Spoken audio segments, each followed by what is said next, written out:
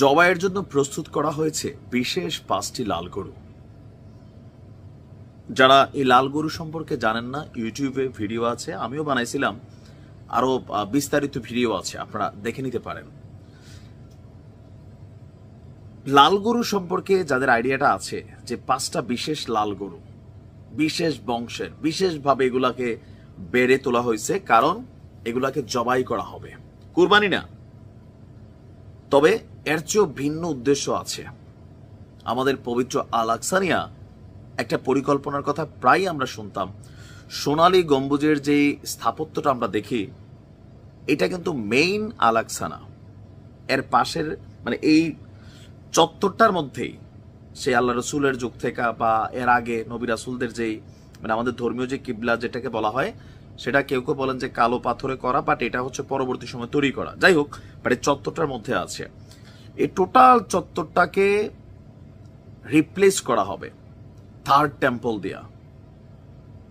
সেই third temple তৈরির কাজ কত দূর আসুন দেখি আজকের ভিডিওতে।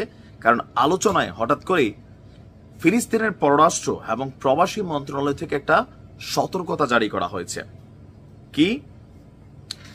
যে এই মসজিদটার জায়গায় সেখানে ইহুদিদের মন্দির স্থাপনের পরিকল্পনা চূড়ান্ত পর্যায়ে এনেছে সেখানে অবৈধ বসতি স্থাপনকারীরা। হিব্রু ভাষার বিভিন্ন প্ল্যাটফর্মে এ নিয়ে চলছে নানান আলোচনা। আর এর পরিপ্রেক্ষিতে ফিলিস্তিনের পররাষ্ট্র মন্ত্রণালয় তারা সতর্কতা জারি করেছে। গতকালকে সংবাদ মাধ্যম আল জাজিরা তাদের একটা প্রতিবেদন বলছে এ ব্যাপারে সতর্কতা দিয়ে ফিলিস্তিন মন্ত্রণালয়ের এক্সে একটা পোস্ট করা হয়েছে। তারা জাতিসংঘের সাথে সংশ্লিষ্ট সংস্থা এবং আন্তর্জাতিক সম্প্রদায়কে এই বিষয়টি গুরুত্বের সাথে এটাকে মূল্যায়ন করার জন্য আহ্বান জানিয়েছে। তারা বলছে যে আমরা এখানে পরিকল্পনা চূড়ান্ত দেখছি এবং খ্রিস্টানদেরও এই জায়গাটা কিন্তু একটা সার্বিক ভ্যালু আছে, ইহুদি খ্রিস্টান মুসলিম সবার কাছেই, যে এই জায়গাটাতে তারা যে কর্মকাণ্ড করতে যাচ্ছে এটাকে নিয়ে আন্তর্জাতিক সংস্থাগুলোর মানে ইসরায়েলকে এটা নিয়ে বাধা দেওয়া উচিত।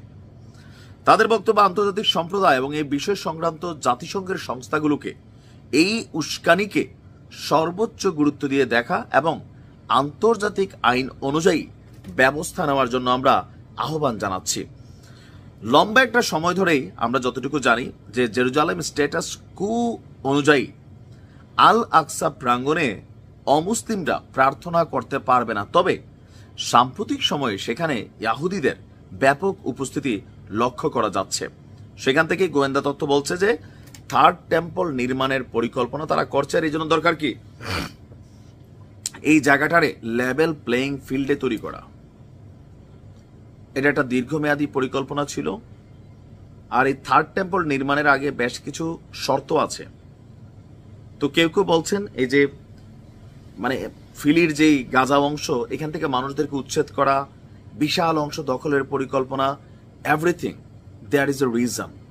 আমরা যেটাকে যুদ্ধ ভাবছি এটা এই যুদ্ধ না, এটা হচ্ছে থার্ড টেম্পল নির্মাণ করতে গেলে ইসরায়েলকে একটা নিরাপদ নগরীতে প্রথমে পরিণত করতে হবে। কিন্তু এটা কি হয়েছে? আমার দৃষ্টিতে হয় নাই, বরঞ্চ আরো অনিরাপদ হয়ে উঠছে। যে কোনো সময় যে কোনো জায়গা থেকে মিসাইল উড়ে আসতে পারে, আমরা দেখছি বিভিন্ন সময়। লাল গরুগুলা আপনার বিশেষ যত্নে এগুলাকে পালন করা হচ্ছে। এটা দিয়ে জবাই করে এটার যে রক্তটা আছে এটা দিয়ে ধুইলে নাকি এলাকাটা পবিত্র হবে। আমি কি এগুলা ইয়াহুদিদের বেশ কিছু ধর্মশাস্ত্র আছে, সবগুলো তো আর সঠিক না, কিছু আছে ভুলে পড়া, ওইখান থেকেও কিছু এথিক্স ঢুকে গেছে। সবকিছু মিলায়া এই ঘটনাটা হলে বিশ্বব্যাপী একটা ঝড় উঠবে। এই ঝড় কই নিয়ে যায় সেটাও একটা প্রশ্ন। আমরাও আমাদের জায়গা থেকে প্রতিবাদ এবং নিন্দা জ্ঞাপন করছি। ভালো থাকুন।